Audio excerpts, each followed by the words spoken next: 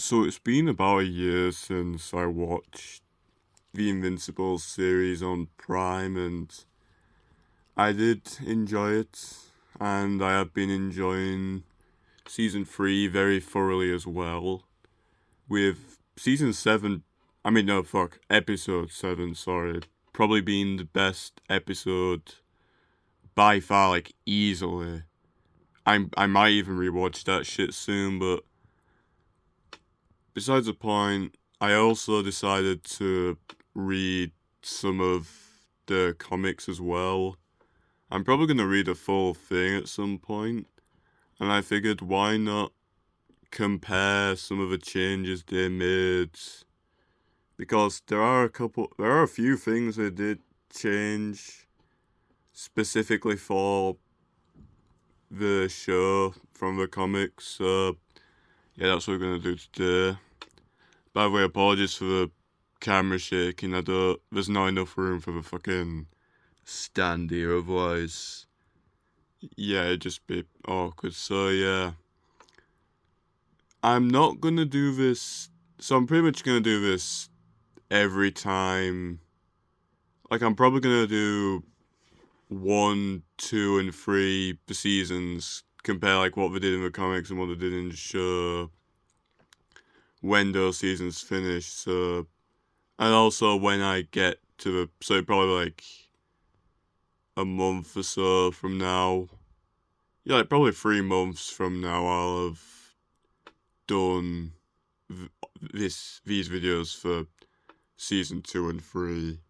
So without further ado, I'm just gonna say, based on what I enjoyed more from season 1 of the series to what's essentially the equivalent of season 1 of the comics, I think I have enjoyed the comics more, to be honest. I'm not sure if that's just me going back into it after a while and my mind just changing because I haven't seen season 1 in a long ass while, but I don't know, it just feels more. Not that the show didn't feel down to earth, but the comic kind of feels that same way. And like I say, I think the biggest change they made was the whole scene with Omni-Man killing the Guardians of the Globe. That they changed that to happen in like the post-credit scene for episode 1 rather than being like in the comics. It was like either 7th or 8th issue, which is probably a good change, but for the show, because I feel like it did bring attention to it a lot and all that good shit. And what else did it change? There was some like minor changes as well, like Green Ghost in the comics is male. Same with Shrinking Ray. He's a dude in that, but in the show they're both girls, and obviously I haven't seen it yet, but I assume Rex doesn't get with Ray in the comics. I mean, I'll have to wait and see, but I heavily doubt I haven't seen anyone spoil that for me yet, unfortunately. But yeah. And now for a bigger change. For anyone else who's like reading the comics, who's seen the show, Amber is like an entirely different character. Not just in a pit, like, I don't really know why. I'm not complaining either. Because I think the show is what Kirkman is a good excuse for Kirkman to like rewrite some of the comics. Which, fair enough, if you want to change your material for the show. But like, the difference is like so immense. Because in the comics, she's just... I mean, you don't even really see her speak at all. The most you see is her giving her number to Mark. You don't even see it before that. You just... and then they hang out studying. Eve sees them, the kiss and all that. And... yeah. There's no, like... She's, like, white and blonde with, like, pretty much the same as Eve, almost. And... yeah, whereas in the show, she's black. She's got, like, entirely different hairdo. Probably because it might not have looked as stylish.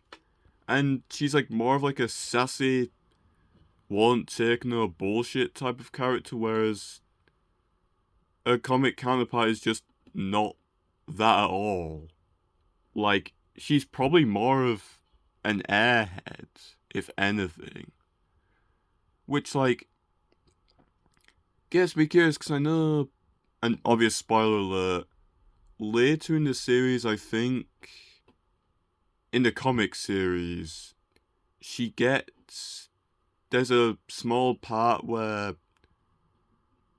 she shows Mark that a boyfriend gave him a black eye, her a black eye rather.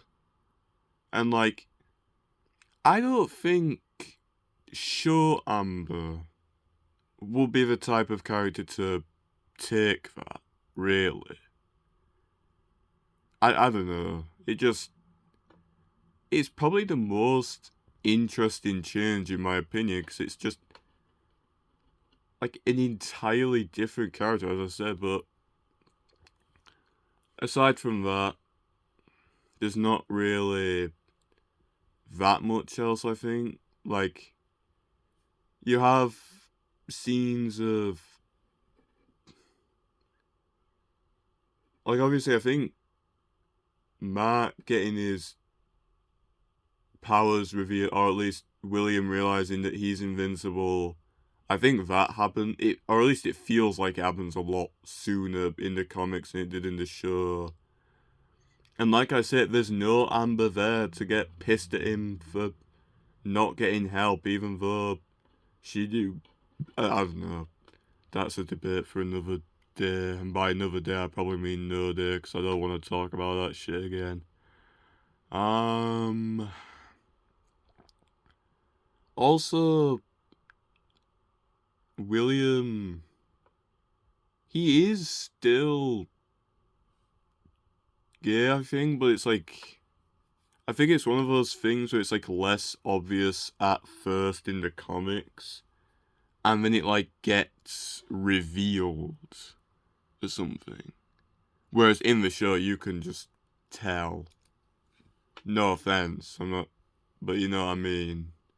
They don't try and make it a guessing game. They just like tell you up front in the show. And with Atom Eve, her costume in the show is slightly changed as well. Literally just that she wears short shorts instead of pretty much just underwear, which, fair enough, I suppose. It's not that important of a change, but it's a change nonetheless. And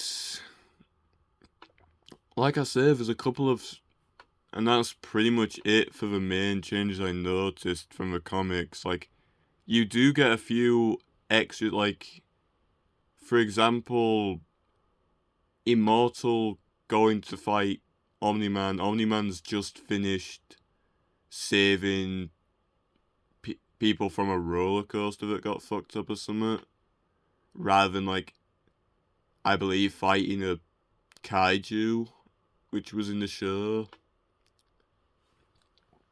Oh, and another big change I totally forgot. The infamous train scene isn't actually in the comics, which kind of surprised me too. That was just a thing they added to the show. which surprised me. I really like, they do land in the train station during their fight, but there's not that iconic scene, which I'm not disappointed over. But like I say, I do find it incredibly interesting, and like I say, I do think I'm starting to prefer the comics anyway. So yeah, that's pretty much it. I'm probably gonna do another one for season 2 when I've read up to that point, because I think I'm on like I say, I literally haven't started the season 2 content in the comics yet. I've just gone to the part where Mark's saying the only thing left to do is to finish high school, I guess, with Alan on the moon. So yeah, I'm thoroughly excited to read the comics, and who knows, maybe I'll reread them for when I do another one of these videos, for when season 4 is fully finished. So yeah, that's pretty much the bottom line. Both the show and the comic, to me, is incredibly good so far, and yeah.